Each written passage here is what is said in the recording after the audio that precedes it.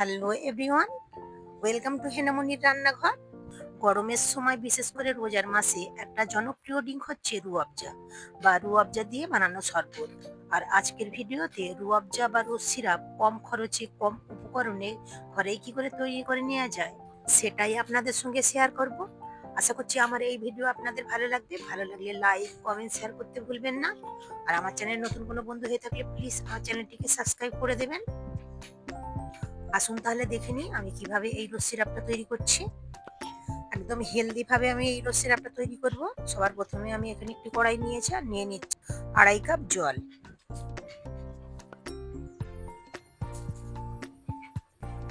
এবং এই জলের মধ্যে আমি দিয়ে দেব গোলাপ ফুল। এখানে আমি 3টে গোলাপ ফুল নিয়েছি, একদম ফ্রেশ গোলাপ ফুল।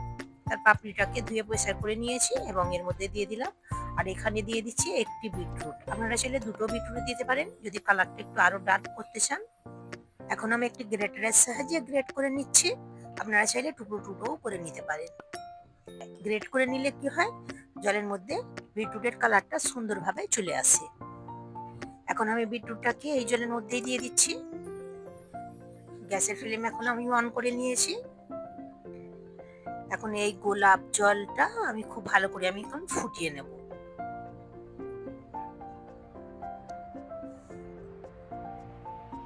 জলটা ফুটে এসেছে। আমি 3 থেকে 4 মিনিট খুব ভালো করে ফুটিয়ে নিয়েছি। এখন আমি গ্যাসের ফ্লেম অফ করে দিলাম। একটু ঠান্ডা করে নিয়েছি। এখন একটি বোলের মধ্যে একটু ছাঁকনি রেখেছি। এখন জলটাকে আমি ছেঁকে নিচ্ছি।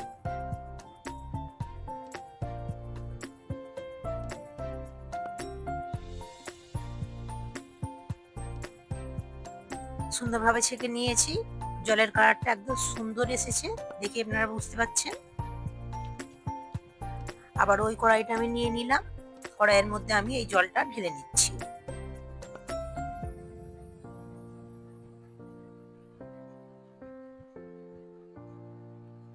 এবং এর মধ্যে দিয়ে দিচ্ছি 2.5 কাপ চিনি।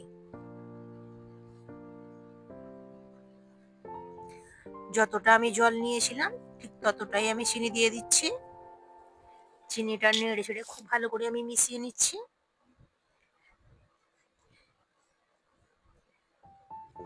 এবং আমি সিরাপটাকে খুব ভালো করে ফুটিয়ে নেব। আমি 4 থেকে 5 মিনিট ভালো করে রান্না করে নিয়েছি। এখনো আমি 7 থেকে 8 মিনিট আরো রান্না করে নেব। 7-8 মিনিট রান্না করে নেওয়ার পর যখন এরকম বড় বড় বাবল উঠে যাবে তখন বুঝে নিতে হবে যে রান্নাটা আমার কমপ্লিট হয়ে গিয়েছে। এখন আমি এর মধ্যে দিয়ে দিচ্ছি 1 চামচ কেওড়া জল। গরম তো প্রায় এসেই গেল। আপনারা সহজে এইভাবে বাড়িতে রোজ সিরাপ তৈরি করে রেখে দিতে পারেন পুরো গরমকাল জুড়ে।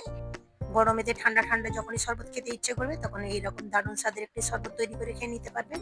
বাজার থেকে না কিনে ঘরেতে নিজেরাই সহজেই তৈরি করে নিতে পারবেন। এবং সবশেষে দিয়ে দিচ্ছি 2টি লেবুর রস। 2টি বড় বড় লেবুকে আমি খুব ভালো করে চিপে রসটা বার করে নিয়েছি, সেটা আমি দিয়ে দিলাম। আপনারা 3টে লেবুর রসও এর মধ্যে দিতে পারেন যাতে ক্রিস্টালাইজ না হয়।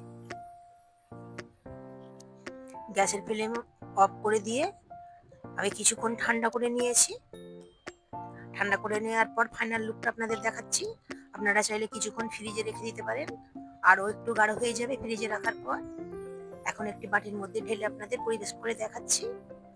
দোকান থেকে রুয়াবজা বা রোজ সিরাপ যে আমরা কিনে খাই সেটা প্রিজারভেটিভে ভরপুর। আপনারা চাইলে এরকম হেলদি ভাবে ঘরেতেই তৈরি করে নিতে পারবেন। পুরো গরমকাল আপনারা এই শরবতটাকে ইউজ করতে পারবেন এবং ঈদে বা এখনো রোজা কন্টিনিউ হচ্ছে, এই রোজাতেও আপনারা শরবত তৈরি করে খেতে পারবেন। এখন আপনাদের শরবত তৈরি করে দেখাচ্ছি। আমার মেয়ে আগে থেকেই গ্লাসের মধ্যে বরফ দিয়ে দিয়েছিল, তাই বরফটা অনেকটাই গলে গিয়েছে।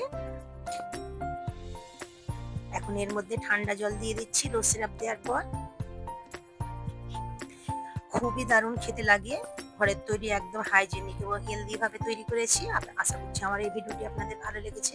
ভালো লাগলে অবশ্যই কমেন্ট করে আমাকে জানাবেন। আর আমার পাশে থাকার জন্য প্লিজ আমার চ্যানেলটিকে সাবস্ক্রাইব করে নেবেন।